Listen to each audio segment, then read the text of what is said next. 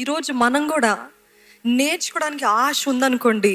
ఈ వాక్యము నా వివాహానికి ముందు నన్ను బైబిల్ పట్టుకొని తిరిగే అమ్మాయి అని పిలిచేవారు, బైబిల్ గర్ల్ అని పిలిచేవారు ఊరికే వెటకారంగా.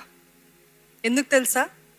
దేవుని సమయంలో వేచి ఉండే సమయంలో, ఆ హాలిడేస్ టైంలో, కాలేజ్ హాలిడేస్ టైంలో ప్రార్థన, వాక్యము ప్రార్థన తప్ప ఎప్పుడు ఇది నా చేతిలో ఉండేది. అలా పట్టుకొని తిరుగుతూ ఉంటాను. ఒక మూల కూర్చుంటాను, మళ్ళీ అయిందా, మళ్ళీ తిన్నానా, మళ్ళీ లేస్తానా, మళ్ళీ బైబిల్, మరలా ఆ రీతిగా ఉంటే నాకు అప్పుడు అర్థం కాలేదు. కానీ నిజంగా మనం ఎంతగా చదివితే అంతగా మన మనోనేత్రాలు తెరవబడతాయి. మీకు అందరికి ఎటువంటి అనుభవం ఉందో నాకైతే తెలియదు, కానీ నాకైతే బైబిల్ చదివే కొలది ఇంకా చదవాలని ఆశ ఉంటుంది. ఎంతమందికి అటువంటిది ఉందండి? As you start you'll be more hungry to read the word of God.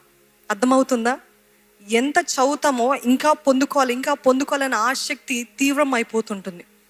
అదే రీతిగా ఎవరైతే చదవరో, అసలు బైబిల్ చదివి చాలా రోజులైంది, లేకపోతే ఒక గ్యాప్ వచ్చింది, ఒక 4 రోజులు, ఒక వారము గ్యాప్ వచ్చింది అనుకోండి, మరలా చదవాలని ఆసక్తి పుట్టదు. అటువంటి అనుభవం కూడా నాకుంది. కొన్నిసార్లు బిజీ అయిన స్కెడ్యూల్లో సమయము దొరకదు. అంటే మామూలుగా ఫోన్లో చదువుతాను, కానీ నేను తిరుగుతూ ఉంటే ఈ పని అని ఆ పని అని ఉంటే బైబిల్ అంటే నేను మామూలుగా ఎలాగ చదువుతానంటే, this is out of the topic but I'm just letting you know. చదవాను అనుకోండి, నా పక్కన బోల్డ్ అని మార్కర్స్ ఉంటాయి, పెన్స్ ఉంటాయి, అన్నీ ఉంటాయి. ఎందుకంటే ఒక్కసారి చదివినప్పుడు అర్థం కాదు, అర్థం అయినప్పటికీ అది సరిపోదు, మరలా దాన్ని చదవాలని ఆశ ఉంటుంది. కాబట్టి ఆ తీరిగ్గా కూర్చొని ఎన్ని గంటలైనా అది మొత్తము నేను పొందుకునేంత వరకు నేను ఆపను. ఆ రీతిగా ధ్యానించడం వేరు, కొన్నిసార్లు మామూలుగా తిరుగుతూ ఫోన్లో చదవటం వేరు. కానీ నాకు సాటిస్ఫాక్షన్ ఇచ్చేది ఏంటిదంటే, తీరిగ్గా ఒక మూల కూర్చొని ఎవరు లెగనప్పుడు ఆయన వాక్యాన్ని ధ్యానిస్తూ లీనమైపోయి ఆ రీతిగా ధ్యానిస్తే నాకు అది తృప్తి. ఆ రీతిగా కొన్ని రోజులు గ్యాప్ వచ్చింది అనుకోండి, మరలా చదవాలనే ఆశ రాదు.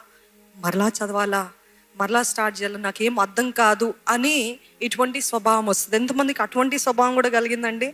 ఒక్కసారి ఆపితే మరలా స్టార్ట్ చేయడం కష్టం, ఒక్కసారి చదివితే దాన్ని ఆపడం కష్టం. అది మన బైబిల్లో ఉన్న స్పెషాలిటీ. ఈరోజు అదే చెప్తున్నానండి. చిన్న బిడ్డల వల్ల ఎంతగా నేర్చుకోవాలి అని మనం ప్రయాసపడితే అంతగా దేవుడు నింపుతాడు.